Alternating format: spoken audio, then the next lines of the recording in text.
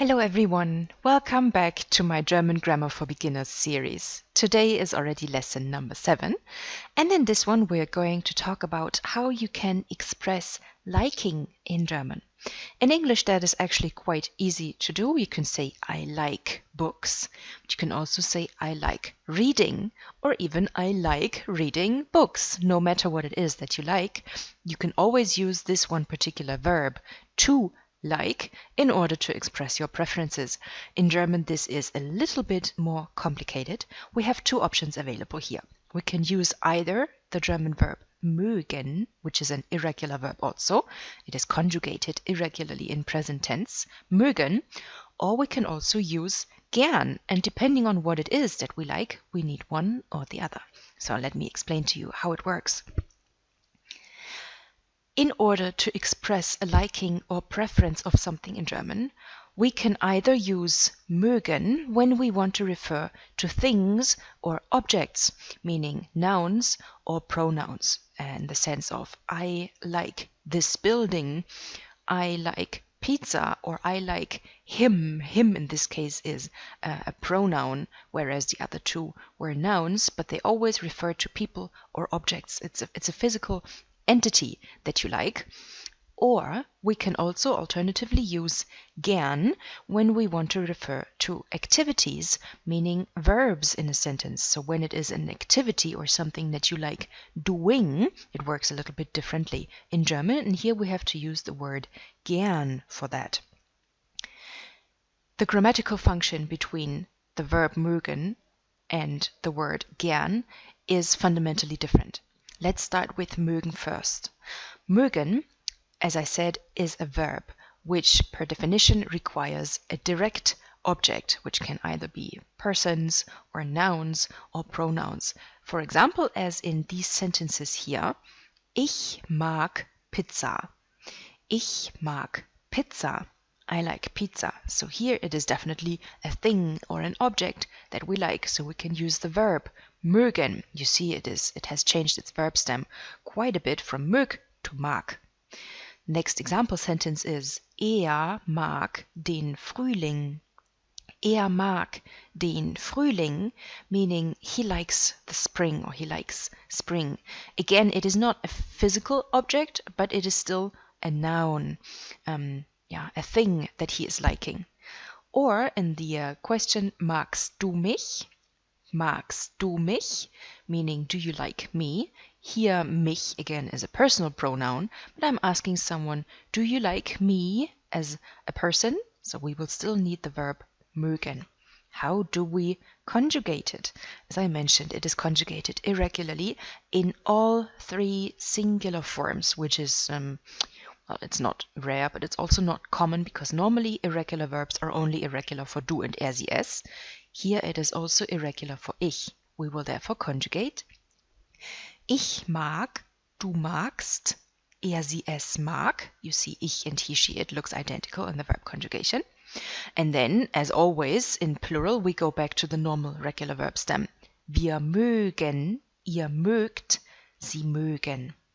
Ich mag, du magst, er mag, wir mögen, ihr mögt, sie mögen.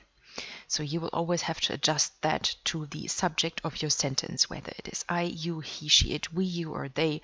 The verb conjugation is going to look a little bit different.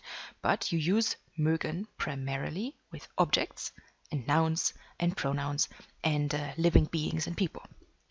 Now, in contrast to that, gern is not a verb, it is an adverb, meaning adverbs describe verbs more closely. That is their grammatical function. So as an adverb, it is placed in the sentence right after the conjugated verb, as we usually do with adverbs. And it roughly translates as with pleasure, gladly, or willingly. But honestly speaking, the best translation in English is still to like. Let's look at some example sentences and compare them to the sentences we already looked at, okay? Ich lese gern. Ich lese gern. The English translation still uses the word like. I like reading. So now compare, what is the difference between I like reading and I like pizza? And you see that we compare objects to activities. We compare nouns or pronouns to verbs. So when it is an activity that you like, you will not say ich mag. You can say ich mag lesen, but then lesen has become an object again. It is much more natural in German, or more it corresponds more closely to how we use it in daily language when we say ich lese gern, I like reading. So gern, with pleasure or willingly or gladly, is placed right after the conjugated verb lesen in the sentence. So even if there was another object or adverbials coming after it, gern would still be placed after the verb. Very important, the position, okay? Next example sentence. Er fährt gern Fahrrad. Er fährt gern Fahrrad. Here are a couple of elements I would like to highlight to you. So you already do know fahren, to drive or to ride in this context here, is an irregular verb, which is why we changed the verb stem from a to ä for the he conjugation. Er fährt. Now, this is something he likes doing. He likes, you can see that from the ing forms after a verb. Whenever you use a verb plus ing in English, it makes sense to use gern in German. We place it right after the conjugated verb fahren. Er fährt gern, and now we have an object, so the thing he likes or enjoys riding is a bike, das Fahrrad. Er fährt gern Fahrrad. Last example sentence. Wir essen gern Sushi. Wir essen gern Sushi. Here again it is an activity that we like. We can say wir mögen Sushi, but wir essen gern Sushi. We like eating this and that, or doing something. We place gern right after the conjugated verb. I think it is going to make even more sense when you compare both sentence patterns, both sentence structures, directly using a similar translation, okay? When to use which depends on whether the thing that we like is an object or an activity. Let's compare. I like sushi. It is an object that you like in this sentence. Therefore, liking will be translated with the verb mögen. Ich mag Sushi. Ich mag Sushi. The thing sushi. But when we like the activity of eating sushi, I like eating sushi, we will no longer use mögen. We will use gern, because now we have a verb that we are liking. Ich esse gern Sushi. Compare. Ich mag Sushi. Ich esse gern Sushi. Very similar in the meaning you try to convey, but the grammatical function is different and depends on if it's a noun or a verb that we like. Another example here. He likes books. Er mag Bücher. Bücher, books are things or objects, so we use mögen. Er mag. However, when we want to say that we like the activity of reading books, now we have a verb to read. Er liest, also an irregular verb, changes its verb stem in third person singular. Er liest gern, we place gern after the conjugated verb, Bücher. So it doesn't matter that Bücher is of course still an object that refers, that is the thing in the sentence that receives the action.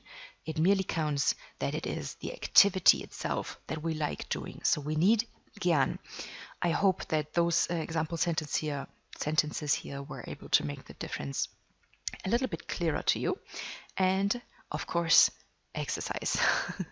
I have designed 6 example sentences for you that correspond very closely to the sentences we just looked at together. I would like you to choose either a conjugated form of the verb mögen or another meaning-carrying verb in itself plus the adverb gern in order to fill in the gaps. And I would like you to do that by yourself. We are going to compare our answers for this exercise at the beginning of lesson number 8. So I would love to see you there as well. And if you would like to have this material and you want to take notes and you want to use my handouts to take handwritten notes in them to solve this exercise, please write me an email to stephanie.bitteaufdeutsch@gmail.com. You will then receive my lesson materials via email.